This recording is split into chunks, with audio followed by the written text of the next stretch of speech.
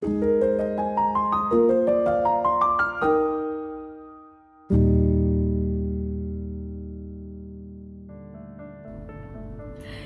Bapak Ibu Saudara, apa kabarnya? Senang sekali bisa berjumpa melalui program Sapaan Gembala. Saudara, sebelum kita bersama membaca dan merenungkan firman Tuhan, mari bersama-sama kita bersatu di dalam doa. Kita berdoa. Sungguh kami mengucap syukur atas berkat dan anugerah-Mu Tuhan. Kami kembali diizinkan dan juga diberikan kesempatan untuk membaca dan juga merenungkan firman-Mu. Tuntunlah kami dengan kuasa Roh Kudus-Mu, agar kami dimampukan untuk memahami dan juga menjadi pelaku firman-Mu. Terima kasih Tuhan, dalam Kristus Yesus kami berdoa. Amin. Bapak Ibu Saudara, pembacaan kita pada hari ini diambil dari Yeremia pasal 1, ayatnya yang ke-6 sampai dengan ke-8. Yeremia pasal 1 ayat 6 sampai 8. Saya akan membacakan untuk kita. Maka aku menjawab, "Ah Tuhan Allah, sesungguhnya aku tidak pandai berbicara, sebab aku ini masih muda." Tetapi Tuhan berfirman kepadaku, "Janganlah katakan aku ini masih muda. Tetapi kepada siapapun engkau kuutus, haruslah engkau pergi. Dan apapun yang kuperintahkan kepadamu, haruslah kau sampaikan. Janganlah takut kepada mereka, sebab aku menyertai engkau untuk melepaskan engkau." Demikianlah firman Tuhan. Saudara, siapa sih sebetulnya Yeremia itu? Jadi Yeremia itu adalah anak dari seorang imam bernama Hilkia, dan dia berasal dari kota Anatot. Dan kalau saudara membaca ayat sebelumnya, yaitu di Yeremia pasal 1 ayatnya yang ke-5, di sana kita menemukan keterangan kalau Yeremia itu sudah ditetapkan oleh Tuhan untuk menjadi seorang nabi, bahkan sejak dia berada di dalam kandungan ibunya. Nah, itulah mengapa Tuhan akhirnya memanggil Yeremia. Tuhan mengatakan secara langsung kepada Yeremia bahwa dia telah dipanggil, dia ditetapkan menjadi seorang nabi. Nah, tapi apa respon Yeremia ketika dia mendengar firman Tuhan ini? Kita bisa membacanya tadi di ayat ke-6.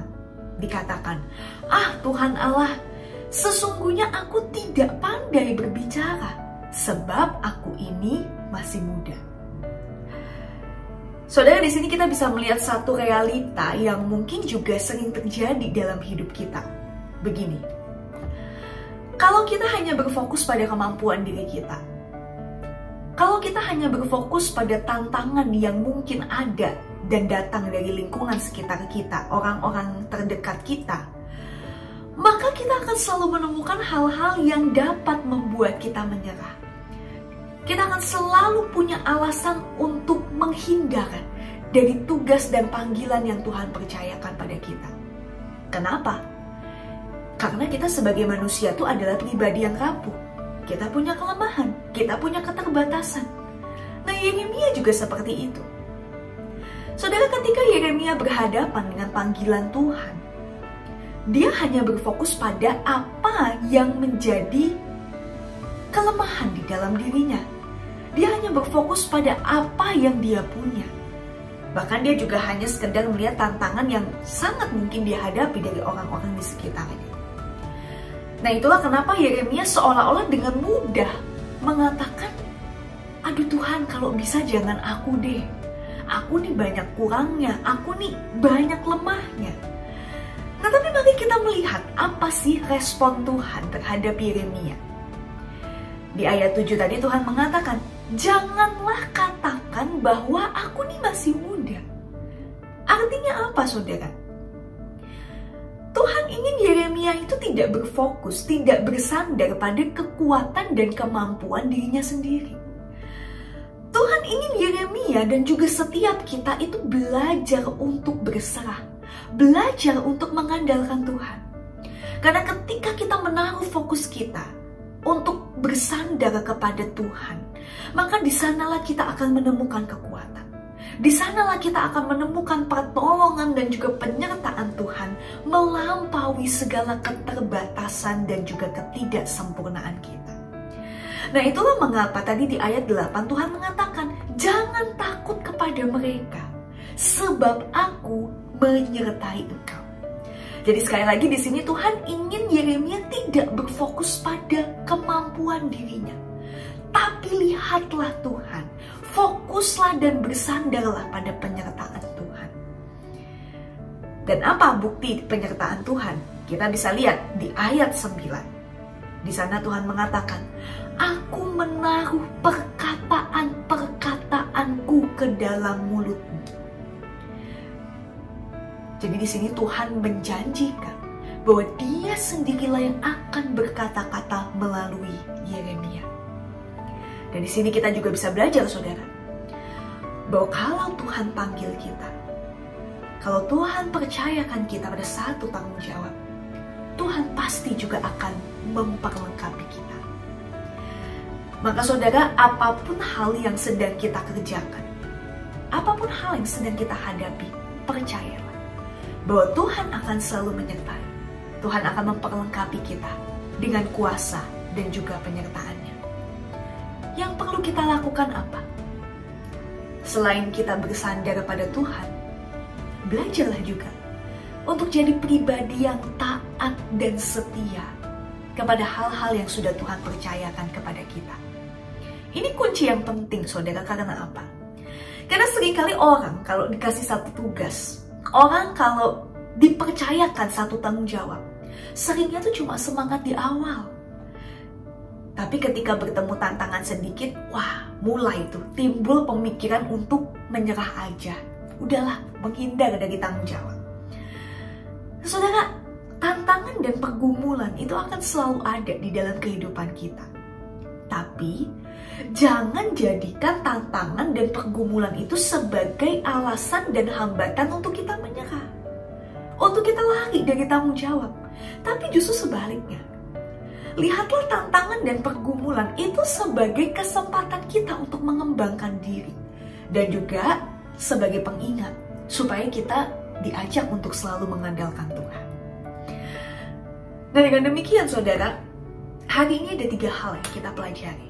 Yang pertama, jangan bersandar pada kemampuan dan kekuatan diri kita. Jangan fokus sama tantangan-tantangan yang mungkin akan terjadi. Tapi bersandarlah pada Tuhan. Fokuslah pada hal-hal yang bisa kita lakukan bersama dengan Tuhan. Lalu yang kedua, kalau Tuhan sudah memanggil, kalau Tuhan sudah mempercayakan kita satu tanggung jawab, Dia pasti akan melengkapi dan menyertai kita. Percaya, saudara, Tuhan akan memampukan kita untuk melakukan tugas dan tanggung jawab, untuk melewati tantangan demi tantangan.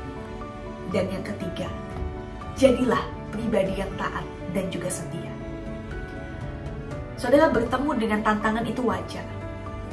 Tapi kalau kita bertemu dengan tantangan, jangan langsung lepas tanggung jawab. Jangan langsung menghindar. Jangan langsung mengatakan, udahlah, menyerah saja. Tapi ingat, lihatlah tantangan sebagai kesempatan untuk kita belajar dan pengingat untuk selalu berserah kepada Tuhan. Saudara, tentu akan menjadi satu kebahagiaan buat kita kalau suatu saat ketika Tuhan memanggil kita pulang dan Dia mengatakan kepada kita, baik sekali perbuatanmu, hai hamba yang baik dan setia. Masuklah dan turutlah dalam kebahagiaanku. Saudara, selamat menuntaskan setiap hal yang Tuhan percayakan kepada kita. Selamat juga untuk selalu berserah dan bersandar pada Tuhan. Kiranya Tuhan memberkati kita. Mari kita berdoa. Ajarlah kami, Tuhan, untuk tidak mengandalkan kekuatan kami, tetapi justru kami boleh terus berserah kepada Tuhan. Karena kami tahu, bersama dengan Tuhan, kami dapat melewati setiap hal yang mustahil untuk kami lewati dengan kekuatan kami sendiri. Kami tahu, tidak ada yang mustahil buat Engkau ya Tuhan. Terima kasih Tuhan. Dalam Kristus Yesus kami berdoa. Amin.